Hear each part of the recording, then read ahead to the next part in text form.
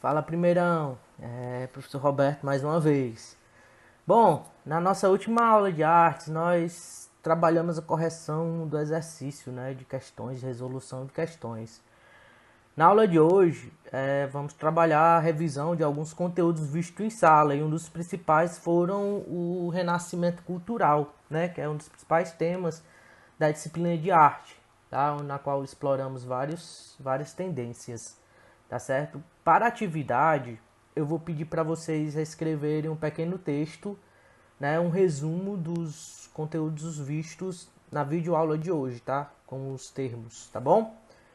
Espero que vocês gostem e acompanhem comigo aí a leitura dos slides. Boa aula!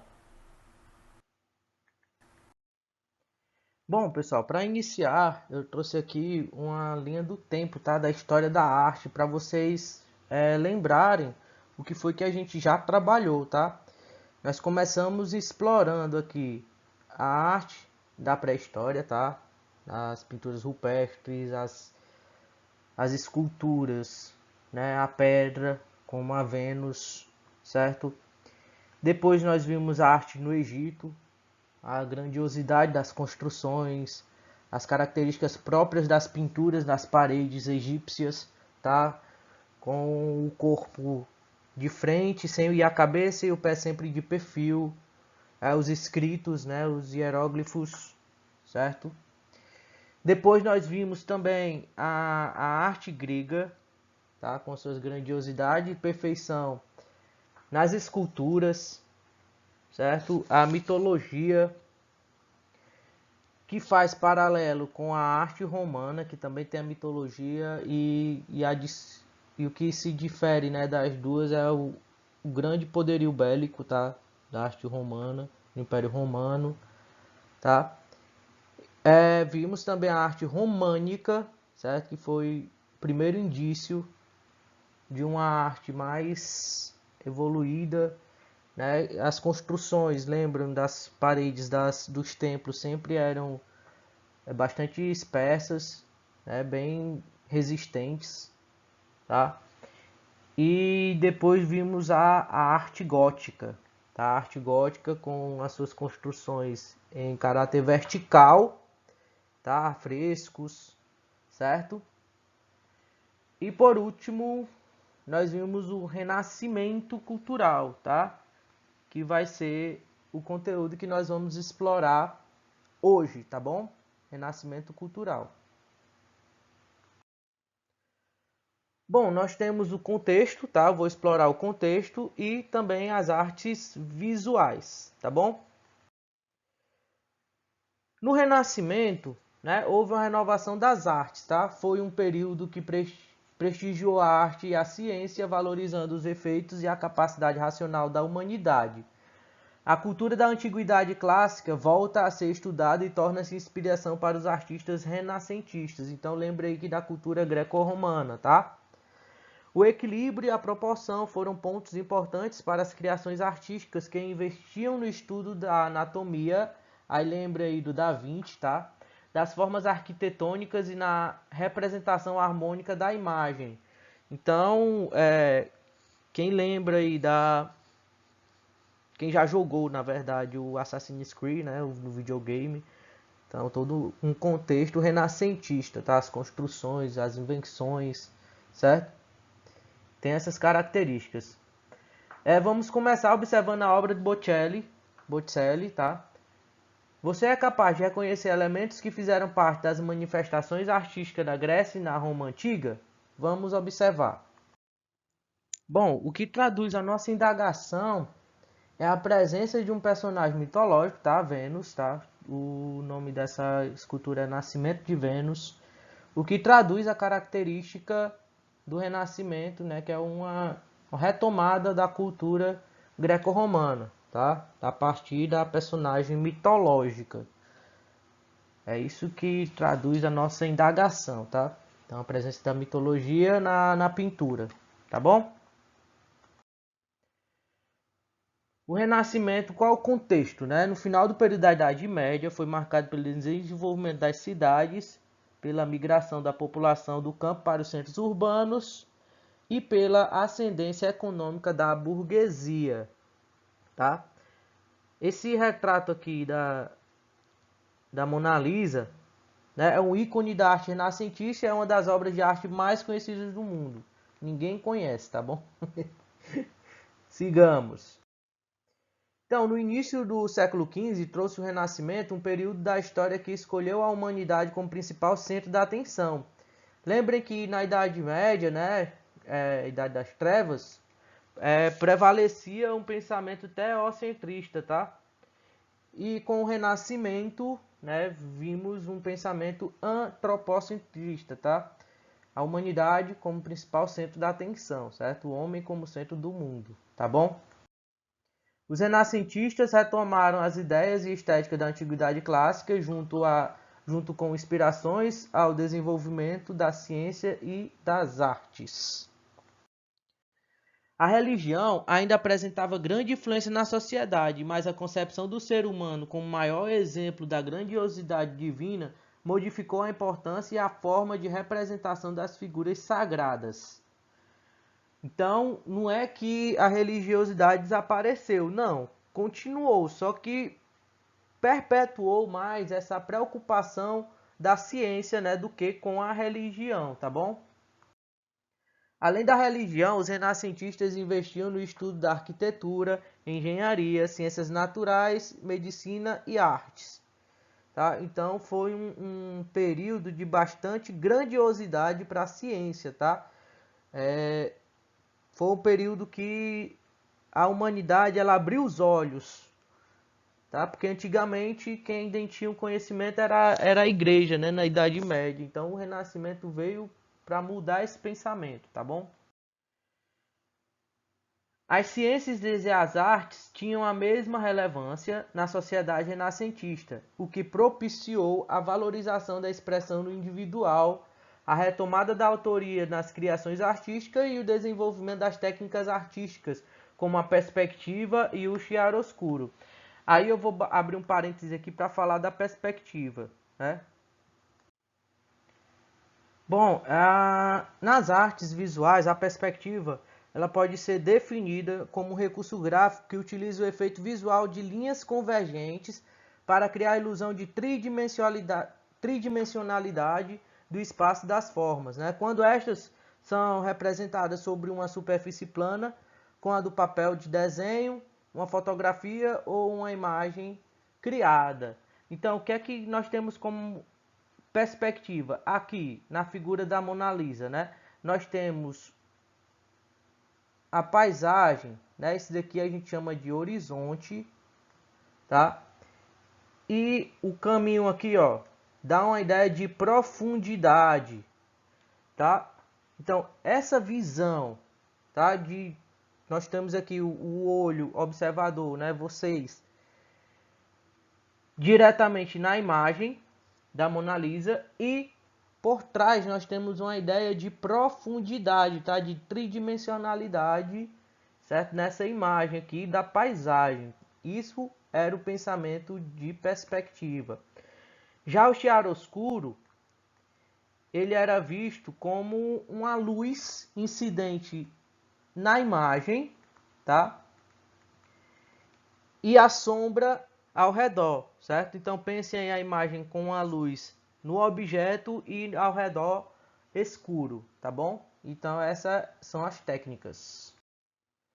A arte é compreendida como uma área de conhecimento, assim como as ciências, na qual se constrói significados, saberes essenciais para o desenvolvimento humano. Então, nesse período que a arte teve uma real importância, tá? Por isso que eu disse que era um dos principais períodos artísticos, tá bom? Para a humanidade. As manifestações artísticas renascentistas se caracterizaram pelo estudo das proporções, pelo planejamento harmônico e simétrico. Então havia uma preocupação para uma realidade, tá? Então a representação da realidade na arte era bem perceptível, né, desse período, tá bom? Os artistas se colocavam como um pesquisador do mundo da humanidade, trazendo para suas criações principais princípios matemáticos. Aí nós temos aqui a perspectiva, né, que é um princípio matemático, Estudos anatômicos, então a perfeição no desenho dos rostos, né, da figura das pessoas.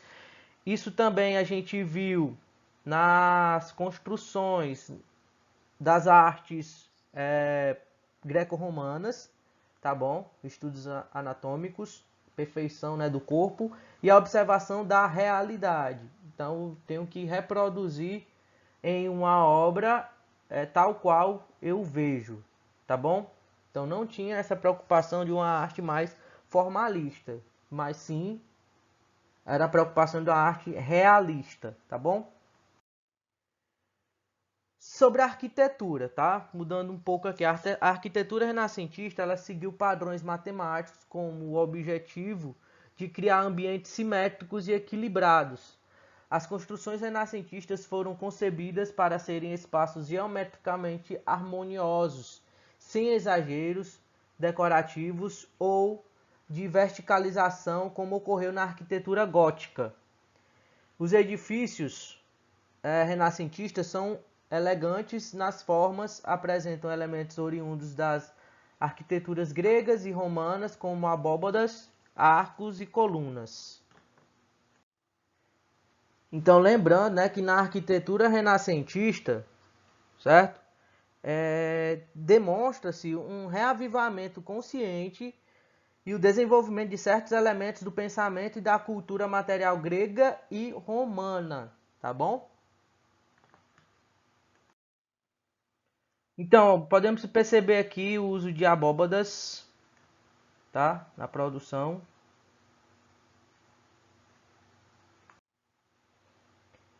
Nós temos aqui como característica na retomada dos modelos clássicos, tá? Uma visão humanista e racionalista, o uso da matemática e da geometria na produção dessas arquiteturas, tá? Busca da perfeição e da beleza, preocupação com a proporção, enfim, na arquitetura tem várias características, tá? Mas principalmente em temas religiosos, mitológicos e da natureza, tá? E o predomínio das linhas horizontais, certo? O principal arquiteto renascentista foi o italiano Filippo Brunelleschi, tá? De 1377 a 446, que começou a trazer para as construções o espírito do Renascimento. A Capela Santa Maria del Fiore começou a ser construída no período da Idade Média e foi concluída somente no Renascimento. O Brunelleschi ele foi o responsável por criar a grande abóbada da capela. O arquiteto se baseou na estrutura da arquitetura romana do Panteão para estudar e criar a abóbada. Então lembra o que é a abóbada, né? Aquele arco no teto das construções, tá? Esse projeto foi muito bem desenvolvido e se integrou de maneira perfeita ao restante do edifício, dando a sensação de que a obra pertence a um só arquiteto, então característica própria dele. A Capela Pazzi é um exemplo da arquitetura renascentista de Brunelleschi por apresentar o equilíbrio e regularidade. Então nós temos aqui, ó, essa parte aqui é a abóbada, né? Caráter vertical, tá? E esses arcos aqui, ó, são características romanas, tá?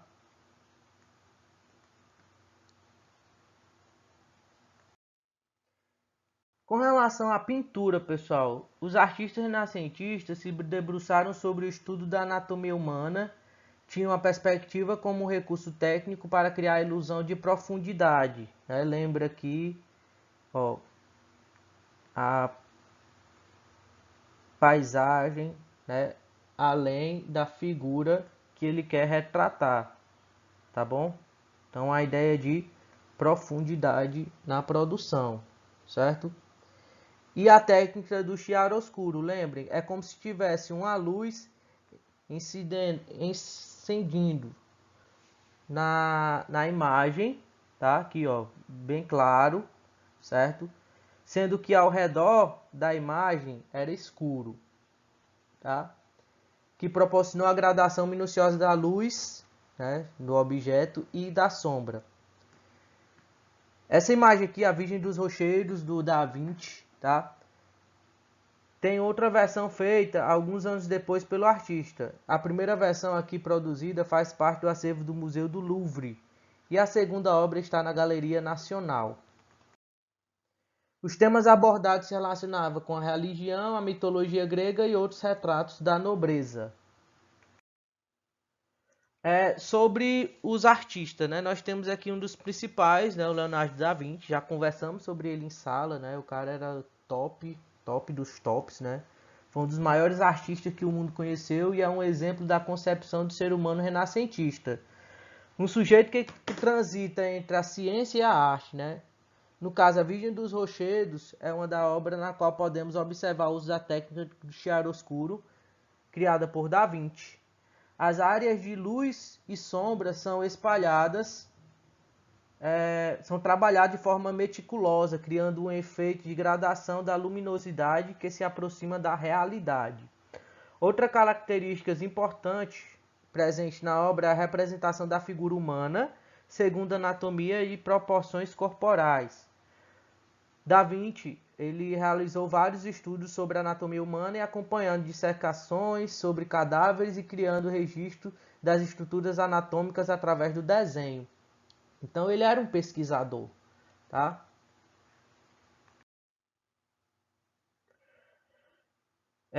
Esse quadro aqui do Da Vinci, né, a Última Ceia, lembra aqui a ideia de perspectiva. Vou traçar aqui, ó. Essa linha aqui nós temos a linha do horizonte, tá? E a ideia de profundidade na produção, tá bom? Então, perspectiva bem clara aqui na produção.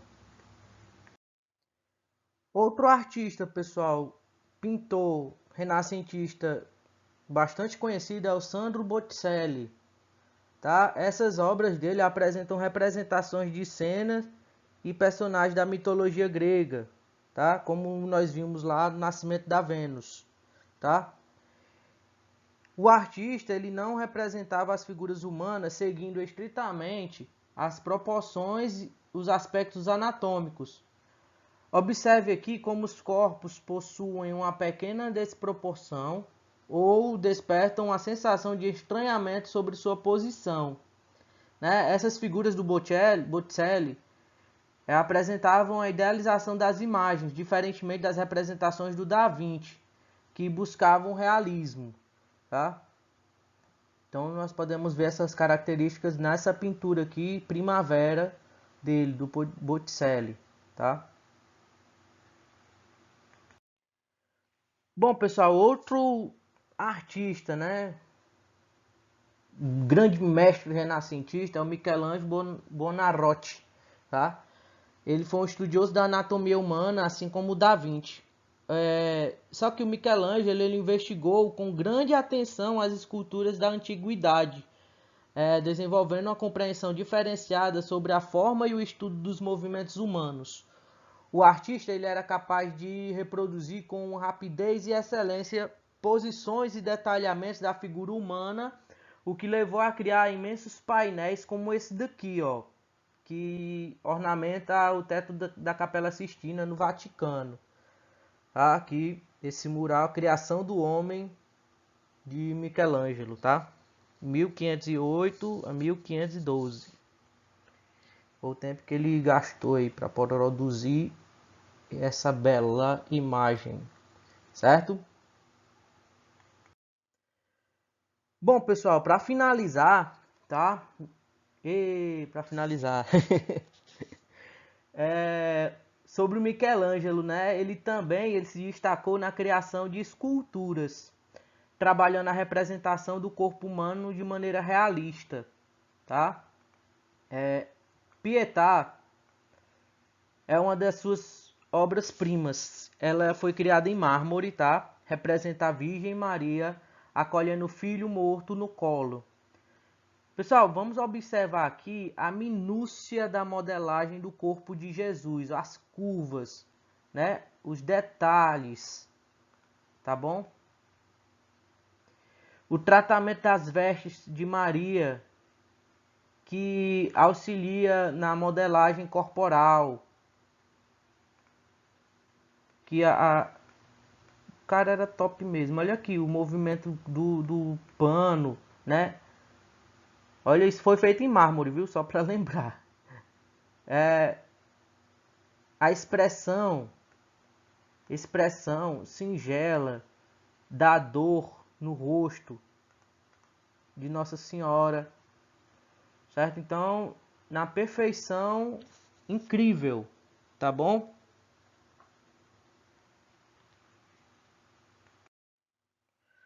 Bom, aqui a gente finaliza a nossa segunda aula, tá? Trabalhando esses conteúdos de revisão, certo? Lembrando que a atividade que eu vou pedir para vocês é um pequeno texto com um pequeno resumo sobre os conteúdos trabalhados na videoaula de hoje, tá? Espero que vocês tenham gostado. Forte abraço, um cheiro no coração. Tchau, tchau.